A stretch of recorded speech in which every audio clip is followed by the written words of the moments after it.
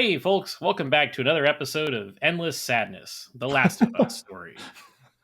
Just kidding. Welcome back to Movies Good Internet Bad. I'm Corey. That's Shane. We're covering episode 3 of season 2 of The Last of Us, which, god damn, it's a sad show, but in the most wonderful way possible. Yeah, Shane, let's just get this shit over with so I can cry myself to sleep tonight, shall we?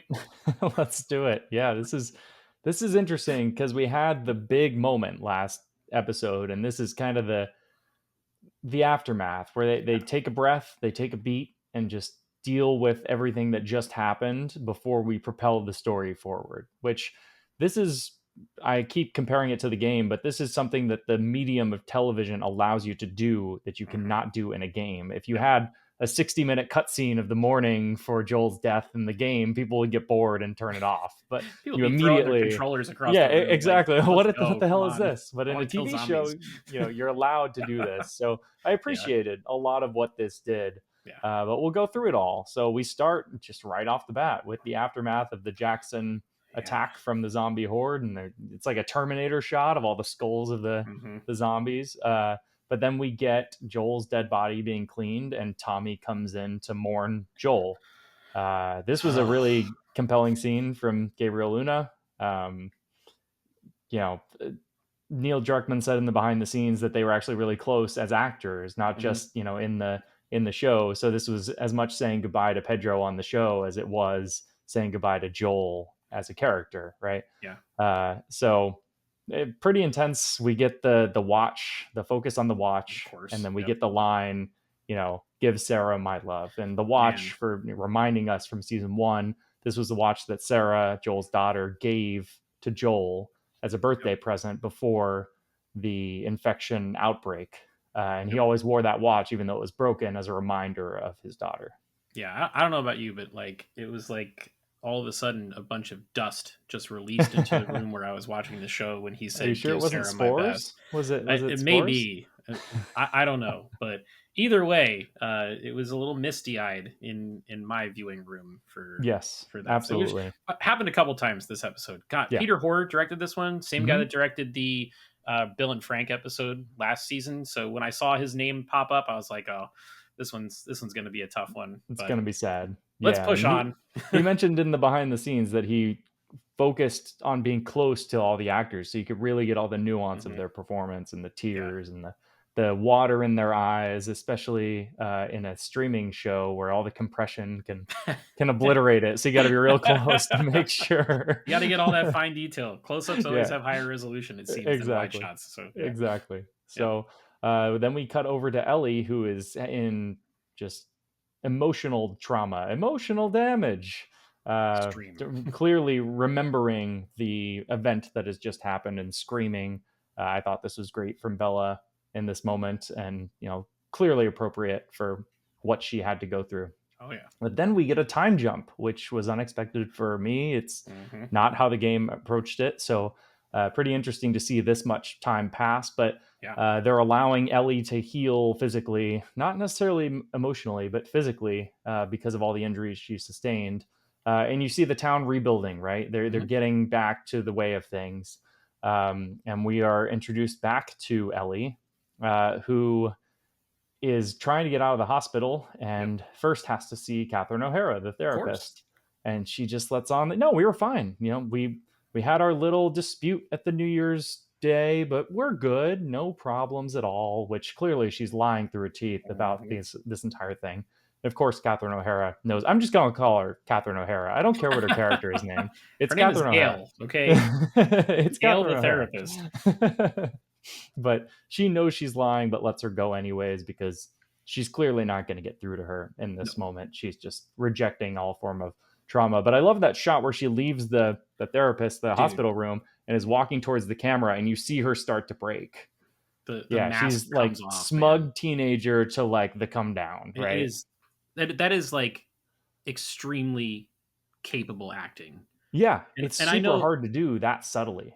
a lot of people like to give Bella shit for a lot of reasons that don't make any sense in relation to this show. What she does or they do in this episode is just fantastic.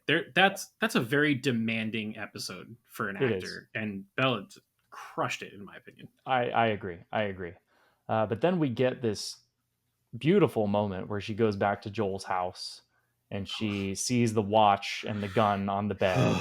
But then she gets to the jacket, like Joel's famous jacket, which was the best Huckberry ad I have seen in some time. That is the Huckberry wax trucker jacket.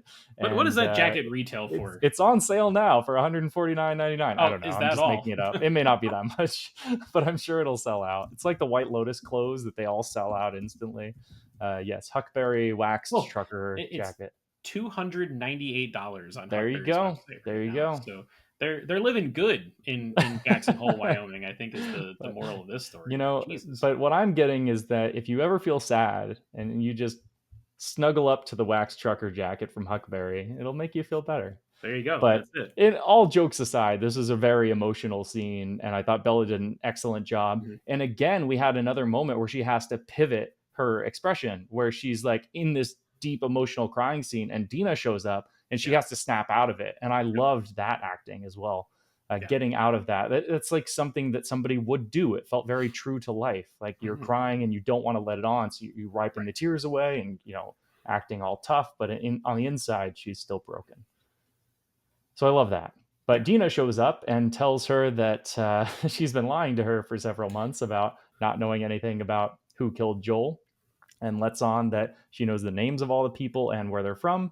They are from Seattle. They are part of the Washington Liberation Front, which is like a makeshift militia army.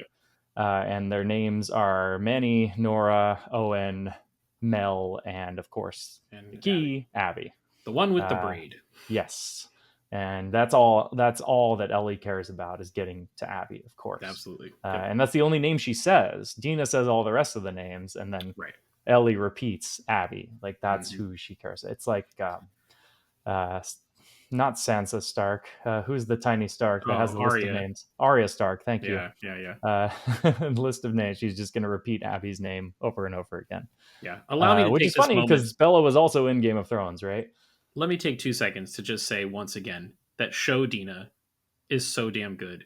Yeah. And has been such a pleasant surprise. Like Dina in the game is good. Dina in the show is really good. Yeah, I love Dina. I'm thrilled with Isabella Merced's performance so far. Yes, and it's the way she brings the cookies over, and she's all sweet about it and everything. And it's like she is the perfect foil. Yes, to Ellie. Whereas in the first season, the similarities between Ellie and Joel are kind of, it's pretty obvious, right? But these two, they're very different.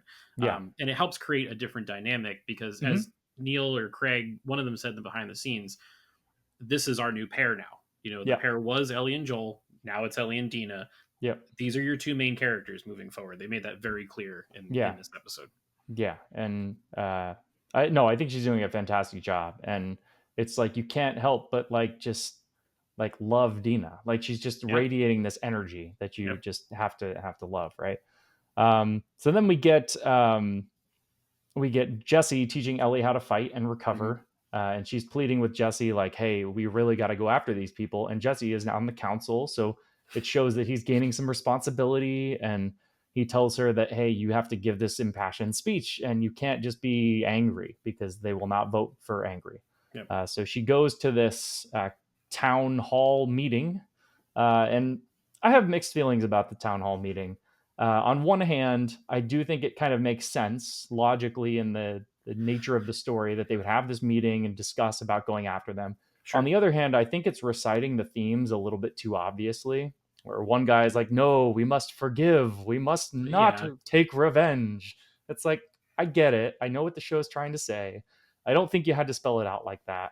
Sure. But we also get a nice little moment from Seth where he is defending Ellie. Of course, Seth was the one that shouted a gay slur at them a couple episodes ago, and now he is on Ellie's side. So it's nice to show some depth in characters that they can make mistakes and recover from them and still kind of be on Ellie's side. But Ellie gives the performance of a lifetime, I guess, not really, in giving this speech about, no, I don't want to take revenge. This is for the community. And it's like, nobody believes that. Like everyone knows Ellie just wants to go and kill this girl because she killed Joel. So of course the council votes her down. but Ellie doesn't care. She's gonna go anyways. So What was the Dina, vote? of course, Eight to eight to three. Like it three. wasn't even Yeah, close. She got no, it was clobbered. not close. It was And bad. I think the So, yeses were gonna be Jesse, Tommy, and Tommy's wife, whose name Maria. escapes me, Maria. Thank you. Yeah. Those are the three yeses, I think, and everybody else voted no. But you know, Ellie's going anyways, and she's Oh packing yeah. up her things, but Dina shows up because she knows that Ellie's going to go do this. And I Oh, love this because, like, Dina comes in and she's like, okay, you want to go do this? How do you plan on doing this? And you don't know anything about the landscape, blah, blah, blah. I've got a map. I've got the the whole map. I've got all the list of supplies. You're going to need to ditch the Chuck Taylors. You I got was to, gonna say. yeah, Meanwhile, Ellie's in sneakers. She's got yeah, nothing but guns, no yep, food, no medicine, yep. just a bad attitude and some gumption, and that's about all she packed for that trip. And I think it's great because she thinks like, oh, it was fine the last time we did that. It's like, yeah, because Joel was leading you, but now Right. you have to lead you. Hmm. You can get by with sneakers when Joel is killing everyone for you, but you can't in this situation. Correct. So of course Dina comes in, saves the day, is the hero, and I like this little scene where she's like, all you had to do is ask, Hmm. and she's like, well, I didn't know that, right? Like she didn't know that Dina would back her in this Yeah. instance. So I thought that was nice, a nice little character moment between them two. So then they go out in the middle of the night, and Seth eventually lets them go. We love an ally. We love growth. Seth. Good old And Seth with his yeah, cane and his gun that he trades because it's yep, better. Good for Seth. yeah. At the same time, we get this nice little scene between Catherine O'Hara. Again, I'm just going to call her Catherine O'Hara and Tommy, and they're talking about how Tommy is worried that Ellie is going to follow in Joel's footsteps and his mannerisms, which was just when you're in pain, lash out and fight people, kill people. Like that's what Joel did because he couldn't recover from the loss of his daughter. And now Ellie is doing the same thing with the loss of Joel. She's lashing out and she just Hmm. wants to hurt people. Yeah. And she's worried, or he's worried about that. At the same time, Catherine O'Hara is saying, like, she is just a liar. Like, there's a difference between lying and being a liar. And Hmm. nothing Ellie says is true. So no matter what she said at the council, what she said to me, I don't believe any of that. So Yeah. pretty interesting. Yeah. That was to me. I think that one of the things with the game, part two specifically, that uh, I think like it's cool for Neil Druckmann that he gets like a mulligan to do it all over again Mm-hmm. because I think he would have hammered home the fact harder in the game that there's a lot of gray area between what makes a hero and what makes just a person, right? Mm-hmm. And it's very easy to have Joel be the hero, but then when you think about it, Joel murders a lot of people and Yeah. then kind of gets what he had coming to him, right? And then Ellie is on a murderous warpath. That's what she's setting off onto. She wants nothing but revenge, and she has just the cruelest of intentions with what she's going to do. And saying to the audience early, yes, she's your protagonist, but she's also not a saint. I think is really really important.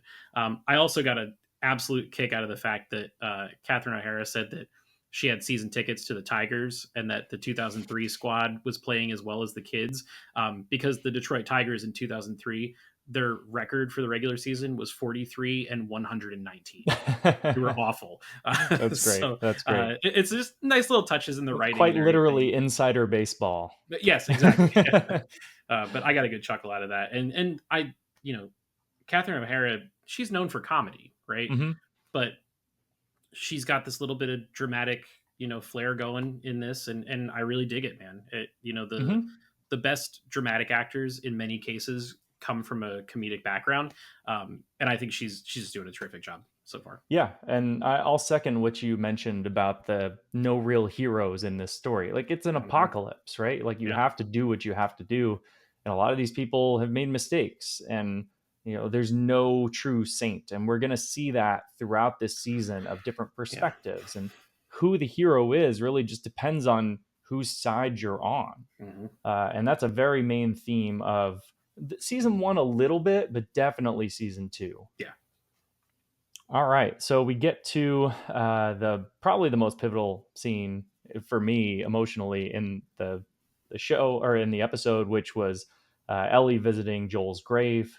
I thought it was beautifully shot in the sunset lighting, Yeah. golden lighting, and she drops coffee beans on his grave, which for game people is a big thing. Mm-hmm. For show people, we will get there. I'm not Mm-hmm. going to say anything about it other than, of course, it's important. They wouldn't put it on there if it wasn't important. Yep. But for people that have played the game, I think we all saw that and were, heart-wrenching scene. Yeah. But we'll get there. I don't want to say too much. But that moment is interesting because I think it still works in the show, even if you don't know, you're intrigued by why it would be coffee beans. But in the game, of course, So, and no dialogue in that scene. No, if I recall correctly, right? Just like Bella acting their ass off, just letting the audience kind of stew in the gravity of the situation, which is something that Neil mentions in the behind the scenes in the game. That they literally couldn't do that, and Craig was like, we want to make you feel it all, like that, and twisting that the scene, knife. Yeah, that scene, twisting the golf club. Sorry, golf club. Ooh, half too soon? Are we too soon? Half the golf club. All right, so we get on to our journey, which goes very quickly. I might add, which you got to have a montage. Yes, we have a travel road trip montage, but they're going through the Grand Tetons, and which is where Jackson is, of course, and they're getting on their way to Seattle. We get this nice little scene in the tent where Dina is talking about the kiss from New Year's Eve, and was it good? And she says, you're gay, I'm not gay, but then she leaves a little bit of the door open by saying like, well, I wasn't that high, right? Like. Right. She actually wanted to do it. Sure. But she also mentions the complicated relationship that she has with Jesse, saying that Jesse's just kind of a sad person and she hopes it's not her fault. So there's some insecurity in Dina too, where she doesn't feel like she's elevated on the level that maybe she should be or could be by a romantic partner in Jesse. And of course, we know that Ellie is obsessed with Dina romantically from the prior episodes. So that's an interesting dynamic that Ellie will kind of worship her in the way that she expects a romantic partner to. So there's blossoming romance there, I think. Shane, I have a question for you. Has anyone ever ranked you higher than a 6 out of 10 when it comes to kissing? You're a married man. I'm sure your wife thinks you kiss better than a 6, right? I would hope I'm better than a 6, but I've never asked. Maybe I should. All right. Maybe I shouldn't. We need a guest star on this episode. Although the smooches you give your dog are probably 10 out of 10. Bevo deserves nothing but the best. That's true. So. He does. Anyways, so then they get to Seattle and they see the aftermath of this attack. And earlier in the episode, I didn't want to go into it earlier because of the cross-cutting and everything, but we're introduced to this group of people that have scars on their faces. They're called the Seraphites. Their derogatory name is the Scars. Yes. So just that's a little bit of game knowledge that we'll learn later, but just if you're wondering what their names are, it's the Seraphites / Scars. And it's this religious group that is fleeing a war. We don't really know much more than this group is fleeing some sort of conflict and trying to get away, and they have a scout telling them if they're being chased down. Eventually the scout tells them that people are coming to hunt them down, and then we see the aftermath with Dina and Ellie arriving on all of their corpses. Yes. And for them, this is an immediate tell that, hey, the WLF is bad news. These people would murder children. So clearly, it's more justification for them to go on this warpath. Correct. That they're going to take them down. And we get this quote from Ellie where she's like, there'll be a lot less of them when I get there, which is this like overconfident moment of Ellie thinking she's going to take on the world. And they see Seattle and they see that, hey, we're not being shot at. Must be fine. Yep. And then we're introduced, of course, to the whole army of the WLF marching down the militia. street. Obviously, this is a little bit more than I think they thought it would be. Yeah, they're strapped up. They got helmets. They got some tanks. I mean, like that's some pretty hardcore stuff. And I don't think, if I remember right, the game doesn't really give them like that grand introduction. Like not in that in the show, right? It does. By game spoilers for anyone, we have concluded the breakdown of the episode. Yeah. This is going to be game spoilers now. from here on out. But Like and we subscribe. See you later if you don't want to know what happens. we don't get that level of introduction to them from the Ellie point of view, but we do get it from the Abby point of That's view, right. where That's it right. Yeah, starts out yeah. and there it's like this huge, like the very first scene with Abby where she's playable in that flashback back to Seattle day one is like this huge battle and you're in the truck and everything. So it's an immediate like, oh, this is fun, like gunning people down. Yeah. I love though how with the show, with the different medium that they're able to take the budget that they're given, which is obviously rather large, right? I mean, that's a lot of extras Yeah. for one shot, just to hammer home how big of a threat the Hmm. WLF is going to be, and how Yeah. organized they are. And it's like, how are these two kids, essentially these teenagers, how are they going to go in and handle business when Yeah. this is what they're going up against? So Yeah. And I love that. I thought it was great. in the preview for the next episode, we get a lot more backstory around Seattle. So I think we're Yeah, going to get some flashbacks to Isaac and all of that stuff. So I didn't want yeah, to touch on that in the breakdown, but that's seems like where the next episode is going. We also get a little hint at Dina about to shoot Ellie, which is, I believe Ellie is going to get bit and yeah. Dina is going to want to shoot her. You're infected now. And she's going to be like, no, I'm actually immune. And that's Right. going to be how she breaks that news. So Yeah. I, fun. I thought to myself when the credits rolled here, I was like, man, there's only 4 episodes left. Like it feels like Yeah, the a little season's worried kind about of that. like flying by here. But then at the same time, like I would rather have 7 like really cinematic movie quality episodes Yeah.